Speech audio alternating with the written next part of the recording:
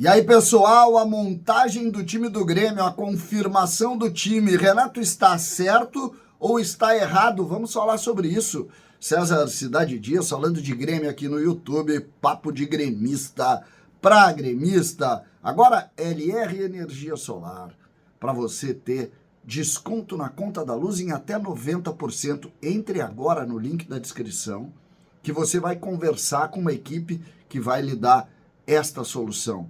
Kits promocionais, não se assuste com o valor, fale com a LR. Você tem condições muito boas para você ter energia solar e diminuir este que é um ponto muito importante no nosso orçamento, a luz, a conta da luz.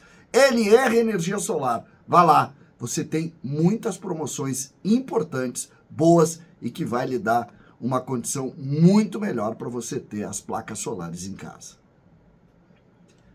Gente, ontem nós já falamos sobre isso e nós vamos voltar a falar porque o Grêmio fez o último trabalho hoje pela manhã e o Grêmio está confirmado para o jogo contra o Brasil de Pelotas neste domingo, ou seja, amanhã, às 18h30, lá na Arena.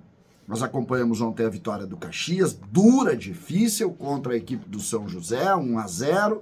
O Caxias que espera o jogo entre Grêmio e Brasil para ver quem será o seu adversário nas semifinais. Dito isso, nós precisamos saber como que o Grêmio vai jogar a partir de agora. O Grêmio seguirá, segundo a confirmação da grande imprensa, no 4-2-3-1. E a pergunta que eu fiz no início do vídeo é: certo ou errado? O Grêmio tem mostrado muita dificuldade defensiva. O Grêmio tem marcado pouco. O adversário do Grêmio é um adversário menor, mas é um adversário que se fecha bem, que sai no contra-ataque, que tem alguma velocidade pelo lado direito. Como que Renato vai ser melhor quando um adversário for principalmente mais propositivo com a bola? Amanhã o Grêmio vai conseguir jogar dentro do campo do adversário com os seus meias e volantes, que são jogadores que gostam de sair, que gostam de botar o pé na área, que vão atuar assim. Então, Kaique, João Pedro, Jeromel, Kahneman e Mike, em razão da lesão do Reinaldo, Vija Sante, PP, Cristaldo, Pavon, Gustavo Nunes e Diego Costa. Esse é o Grêmio. Eu desconfio muito desse meio campo que tem PP e Cristaldo. Eu gostaria de ver o Duqueiroz, eu gostei do Dodi, eu acho que o Grêmio precisa marcar mais. O Grêmio tem dificuldade, sim, na marcação. O Grêmio tem zagueiros que já não dão mais aquele combate como davam. Tem que esquecer o que aconteceu em anos anteriores. Como que o Grêmio poderia ter um time mais competitivo? No Clássico Grenal, por exemplo, o Grêmio jogou com o Marquezin, com o João Pedro, com o Rodrigo Eli, porque o Jeromel ali não tinha condição, ou estava abaixo do Rodrigo Eli, o Kahneman e o Reinaldo. O Vija Sante, o Dodi, o Duqueiroz e o PP, o Gustavo e o JP Galvão naquela oportunidade, já que o Diego Costa não tinha. 4 homens. Se a gente pensar hoje, 2 vão jogar. Apenas o PP, que não é daquele time do Grenal, foi o que marcou menos e pior, e 2 gols, a origem sai exatamente da frente dele.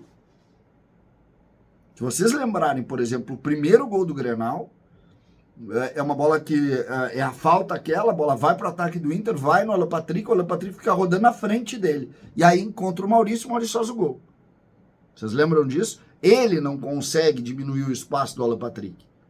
Aí o segundo gol do Inter é uma rebatida do Reinaldo, ela cai no Maurício.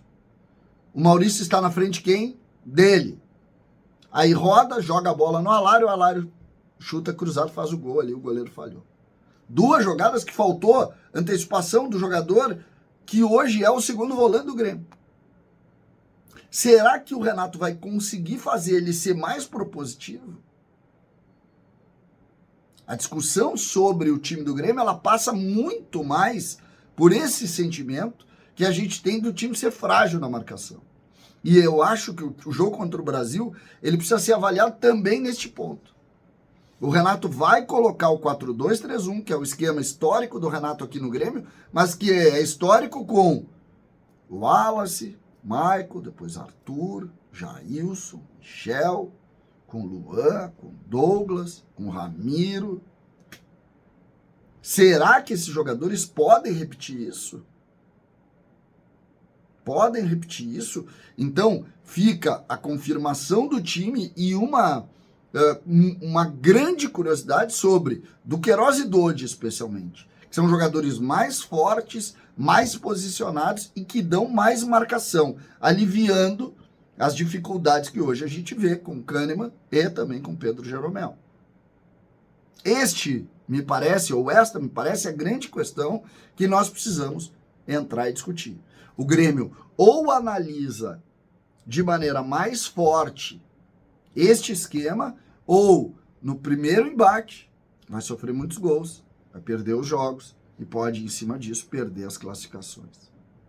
Nós vimos ontem um Caxias, que deve ser o adversário do Grêmio, se o Grêmio não for mal contra o Brasil, e o jogo já é outro lá em Caxias. O Grêmio, inclusive, perdeu para o Caxias, mesmo que ainda início de temporada, o Grêmio perdeu para o Caxias.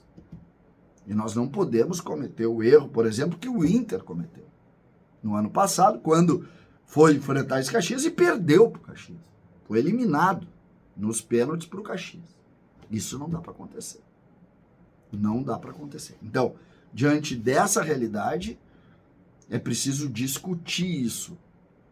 A mudança drástica do Renato em 2 jogos, considerando o Inter um jogo que o Grêmio foi mais para se defender, precisa ser avaliada e discutida por nós. O que você pensa? Quem deve ser? Como deve ser? Eu gostaria de esquecer esse 4-2-3-1, porque para mim não se repete esquema com jogadores diferentes. Mas Renato insiste com isso.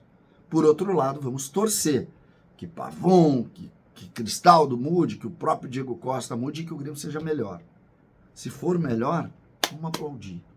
Nós temos que ter esse entendimento. Nós não podemos fechar nossa cabeça.